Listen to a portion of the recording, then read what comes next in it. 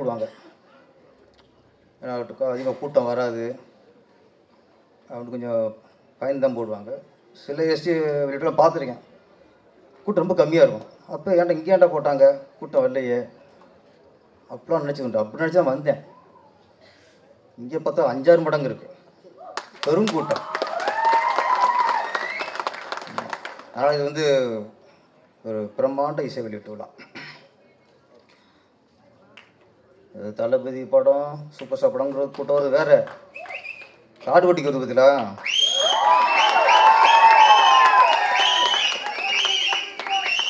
அதெல்லாம் ரசிகர் கூட்டம், இது உணர்வுபூர்வமான கூட்டம். இந்த படத்தின் இயக்குனர் சோலை ஆறுமுகம்.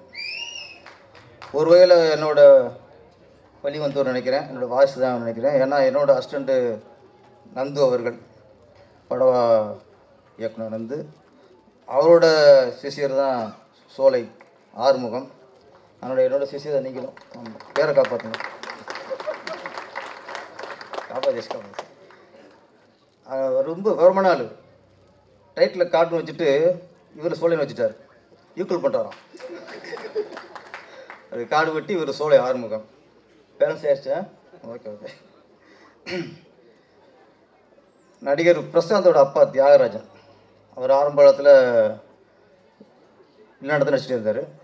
மலையூர் மம்பட்டியான்னு ஒரு படம், மிகப்பெரிய ஹிட், அவர் கதை நடித்தார். அந்த படத்துக்கு அப்புறம் அவர் மிகப்பெரிய ஹீரோ ஆயிட்டார். அதுக்கப்புறம் நெப்போலியன், அவரும் ஆரம்ப காலகட்டத்தில் வெளிநாடு நடிச்சிட்டு இருந்தார். சீவலப்பெரு பாண்டி, அதுக்கப்புறம் மிகப்பெரிய ஹீரோ வரும். அதே மாதிரி நம்ம அண்ணன் ஆர்கே சுரேஷ் நிறைய படம் வெளிநாடு நடிச்சிட்டு இருந்தார். இப்போ காடு வெட்டியில் கதாநாயகன். எப்படி மலையூர் மோட்டியானுக்கு அப்புறம் தியாகராஜன் பெரிய ஹீரோவோ, சீவலூர் பாண்டிக்கு அப்புறம் எப்படி நெப்போலியன் பெரிய ஹீரோவோ, இந்த காடு வெட்டிக்கு அப்புறம் மிகப்பெரிய ஹீரோ. என்னை பற்றி இந்த மாதிரி ஆட்கள் தான் ஒரு மார்க்கெட் உள்ள ஹீரோ வரணும். அப்படி வரும்போது தான் இந்த மாதிரி கதைகள் வரும். இந்த வியாபாரத்துக்காகவே ஹீரோகள் இருந்தாங்கன்னா அது கமர்ஷியலாக வெட்டு, குத்து, துப்பாக்கி சூடு இப்படி தான் போயிட்டுருக்கோம். யார் உணர்வுபூர்வம் படம் எடுக்கிறது? யார் சமுதாயத்துக்கு யார் படம் எடுக்கிறது?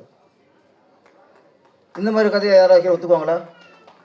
அப்போ இந்த மாதிரி கதையை ஒத்துக்கிறதுக்கு ஒரு ஆள் வேணும்னா நம்ம ஆர்கே சுரேஷ் ஆள் வந்து தான் ஒத்துக்க முடியும். இந்த மாதிரி படங்கள், இந்த காடு வெற்றி அடைய வேண்டும், வெற்றி அடைஞ்சே ஆக வேண்டும்.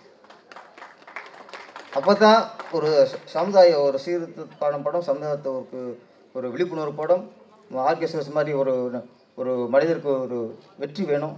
இதில் வந்தால் தான் தமிழ் திரையுலகம் நல்லாயிருக்கும். நிறைய காதல் படம் பார்த்துருக்கோம். நான் படம் பார்க்கல, ஆனால் ட்ரெய்லரும் சாங்கையும் பார்த்துட்டு யூகிக்க முடிஞ்சது. ரொம்ப நாளைக்கு அப்புறம் ஒரு சூப்பர் டூப்பர் ஹாட் சாங் கிடச்சிருக்கு நம்மளுக்கு. நீ இங்கிலீசிடி, நான் டங்கிலீசிடி, ஆமாம், உனக்கு சூப்பர் ஃபேஸிடி, உங்கள் அப்பன் டம்மி பீசிடி. இங்கே நிறையா பேர் டம்மி பீஸ் இருக்கிறதுனால தான் நிறைய பேர் ஆடிக்கிருக்காங்க. அந்த டம்மி பீஸ்லாம் அறுவாள் தூக்கி வச்சுங்களே, திருப்பாச்சி அறுவாள். மவனே, உங்கள் நாடகம்லாம் விளைக்காது. ஸ்ரீகாந்தவா என்னோட எல்லா படத்தையும் ஹிட்டுக்கு அவர் காரணம். அவர் சாங்கு சிவகாசனா பார்த்துருப்பிய, உடம்பாக்க ஏரியா ஓட்டு கேட்டு வாரி, அவர் தான் என்னத்தை சொல்வேனுங்கோ கடுவாங்க ஒருதுங்கோ, அதுதான் அவர். பழனியில் நிறைய படம், என்னுடைய படம் ஹிட்டுக்கு மிகப்பெரிய காரணம். அதே மாதிரி இந்த படம் ஹிட்டுக்கு நீங்கள் தான் காரணம். இல்லையா? ரொம்ப ரொம்ப தன்மையான ஆள், ரொம்ப ஒரு அவருக்கு எந்தளவுக்கு எனர்ஜி இருக்கோ அந்தளவுக்கு ஒரு தன்மை, நன்றி உணர்வு எல்லாம் உள்ள ஒரு மியூசிக் டைரக்டர். என் படத்துக்கு அந்தளவுக்கு இருந்தாலும் அதை விட அதிகமாக பண்ணியிருக்கிய. எனக்கு கொஞ்சம் பொறாமையாக போச்சு, இந்த மாதம் எனக்கு போடலேன்ட்டு. நம்ம வந்து இங்கிலீஷ் டமிங்ஸ்லாம் வரலையே உங்களுக்கு. அவங்க அப்பாவோட அந்த கானா சாங் சாயல் இருக்குது. உண்மையாக சாங் ரொம்ப ரசித்தேன். அது சில சாங் தான் முடியும் போது ஏன்டா முடிஞ்சுன்னு தோணும் நம்மளுக்கு. அந்த சாங் முடியும் போது அதுக்கு முடிஞ்சிச்சு அப்படின்னு ஒரு தோணுச்சு. அப்போ ஹிட்டு சார், அப்போ ஹிட் தான். சரி, மேட்ருக்கு வருவோம். இங்கே தான் வருவேன். இப்போ தான் டைட்டில் முடிச்சிருக்கு சார். நீங்கள் மெயின் பிக்சர் நிறைய காதல் படங்களில் தமிழ் திரைகள் வந்திருக்கு. அப்போ தேவதாஸ், வசந்த மாளிகை, வாழ்வே மாயம், பயணங்கள் முடிவதில்லை, ஒருதலை ராகம், கிளிஞ்சல்கள், சமீபத்தில் விஜய் சேதுபதி நடித்த 96. இது காதல் படம் காதலாக இருக்கும். காதலன் காதலிக்கு மனசை பறி கொடுப்பான், இல்லை காதலி வந்து காதலன்ட்ட மனசை பறி கொடுப்பான். அவங்களுக்கு ஜாதி மதம் அதில் எதுவுமே இருக்காது. லவ் மட்டும் இருக்கும், மனசு மட்டும் இருக்கும். இதயத்தை பரிமாறிக்குவாங்க, வேறு எதுவுமே இருக்காது. இது வரைக்கும் அந்த காதல் படங்கள் அப்படி தான். மக்கள் லவ் ஸ்டோரி தான் பார்ப்பாங்க. லவ் பண்ணுற ஆளுக்கு அது 10 தடவை பார்ப்பான். அதை மேட்ரு. லவ் பண்ணு நினைக்கிறவன் அவன் 5 தடவை பார்ப்பான். இது வரைக்கும் இப்படி தான் அந்த லவ் ஸ்டோரியில் வந்திருக்கு. நான் அந்த ட்ரெய்லர் பார்த்ததுக்கப்புறம் இது அந்த வகையான லவ் இல்லைன்னு தெரிஞ்சு வச்சு எனக்கு. இது வேற ரூட்டுன்னு தெரிஞ்சு வச்சு எனக்கு. நம்ம சோழ ஆறுமுகம் எங்கேயோ வேறு ரூட்டுக்கு வராரு, சமுதாயத்துக்கு நல்ல விஷயத்தை சொல்ல வராரு. என்னை பற்றி நான் சுருக்கமாக புரிஞ்சுக்கிட்டது, இது ஒரு காதல் விழிப்புணர்வு படம்.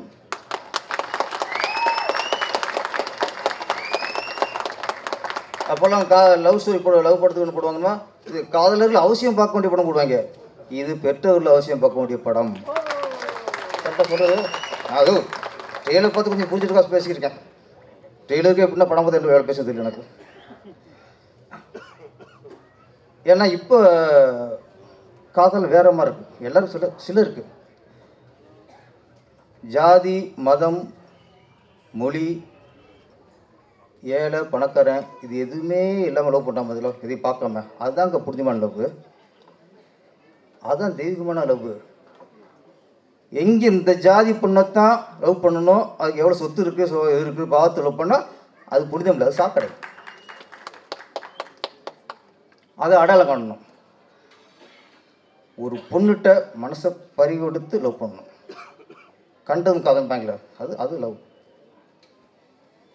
ஒரு பொண்ணை ஒருத்தன் ஏமாற்றி லவ்ங்கிற பேரில் ஏமாற்றி அவளை லவ் பண்ணான்னா அவனை விட கொடூரமானவன் ஒரு மிருகம் யாருமே இல்லை.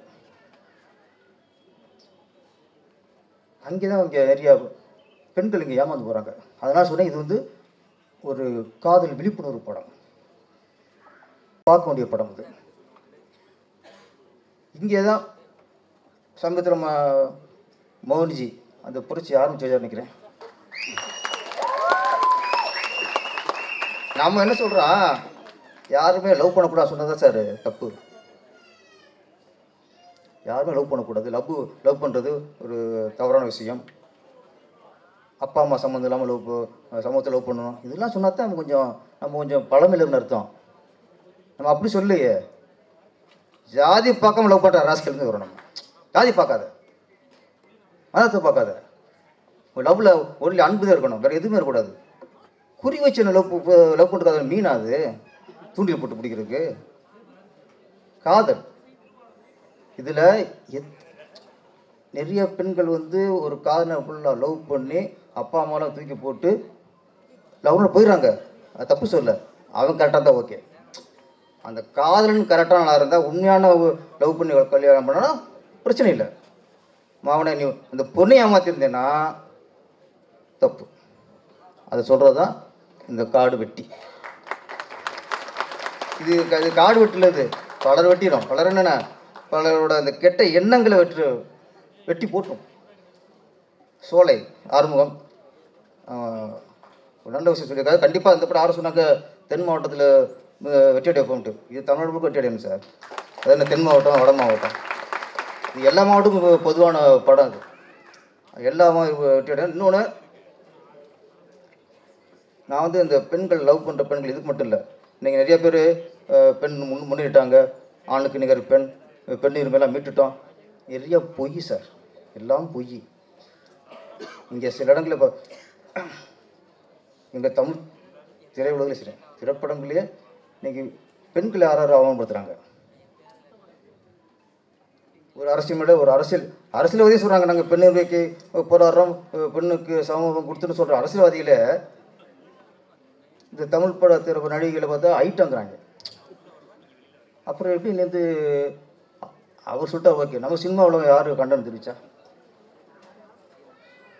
திரையுலகில் ஒரு பெண்ணுக்கு அவமானம்னா முதல்ல எல்லாருமே குரல் கொடுக்கணும், கண்டனம் தெரிவிக்கணும். அதுதான் சார் ஒற்றுமை. இப்போ எங்கேயோ எம்எல்ஏக்கெலாம் தண்ணி அடித்து கூத்து அடித்தாங்க, எல்லாம் தெரிஞ்ச கதை தான். அது பெருசாக மக்கள் படலை, மீடியாவுக்கு பெருசாக படலை. அங்கே ஒரு நடிகை போயிட்டு வந்தாங்கன்னா அதுதான் பெருசாக, நடிகை போச்சா போகலையா, ரூபா வாங்கிச்சா வாங்கலையா, எனக்கு கேடுகட்டும், எனக்கு கேட்டுட்டு உலகம். மக்கள் பிரதிநிதி, மக்கள் ஓட்டு போட்டு சட்டசபைக்கு அனுப்பியிருக்காங்க, கோட்டைக்கு அனுப்பியிருக்காங்க. அவங்க குடிச்சிட்டு கூத்தம் அடிச்சு கும்மா அடிச்சிருக்காங்க, அது தப்புன்னு யாரும் படலை. யோசிங்க, யாரை கேட்டுமா ஏன்டா கும்பல் அடிச்சிய, எங்கள் தொகுதிக்கு வராமல் இங்கே வர்றது அடைஞ்சிருந்தீங்க, மக்கள் வரி பணம் தான் நீங்கள் கொள்ளடிச்ச பணம், இந்த பணம் எப்படி வந்துச்சு, இதை கேட்குறதுக்கு வக்கு இல்லை. யாரோ சொல்லிட்டாரா ஒரு அரசியல்வாதி நடிகை போட்டு வந்துட்டு அது போனது உண்மையா நிஜமா எவ்வளோ பணம், இதில் அது ஆர்வம் காட்டுறோம். அப்போ என்ன அப்புறம் ஒரு பொண்ணு ஆகணும்னா அதுக்கு முக்கியத்துவம் கொடுத்துரும். திருப்பி கேட்கணும், அவங்க போனாங்களா போக பிரச்சனை இல்லை, நீ ஏன் கூத்தடிச்ச, நீ ஏன் இங்கே தண்ணி ஆட்டம் போட்ட, திருப்பி கேட்கணும் சார். வழக்கு போட்டேன். மக்கள் பிரதிநிதி தானாங்க, மக்கள் பிரதியை எந்த அடிப்படை மக்கள் கேள்வி கேட்கலாம். அதனால் இந்த மாதிரி படங்கள் எப்படி காதல் வயப்புற பொண்ணுக்கு முக்கியத்துவம் கொடுக்குற படமோ அதே மாதிரி எந்த ஒரு நடிகையாக இருக்கட்டும், சாதாரண விவசாய குடும்ப பொண்ணாக இருக்கட்டும், எல்லாருக்கும் ஒரு பாதுகாப்பு வேணும். யார் ஈஸியாக யாரும் அசிங்கப்படுத்தக்கூடாத ஒரு சூழ்நிலை வரணும். இப்போ காடு வெட்டி மிகப்பெரிய வெற்றி அடைய வேண்டும். இயக்குனர் அடுத்து நிறைய படங்கள் உடனே படம் கமிட் ஆகி நீங்கள் டக்குன்னு வேறு மாதிரி மாறிடாமல் இதே மாதிரி மக்களுக்கு கருத்து படமாக எடுங்க. இந்த பிடிச்சிருக்கு பெரிய லாபம் கிடைச்சி இதே மாதிரி படத்தை தொடர்ந்து எடுக்கணும். இந்த டீமுக்கு எனக்கு நன்றியை தெரிவித்துக்கிறேன். நன்றி, வணக்கம்.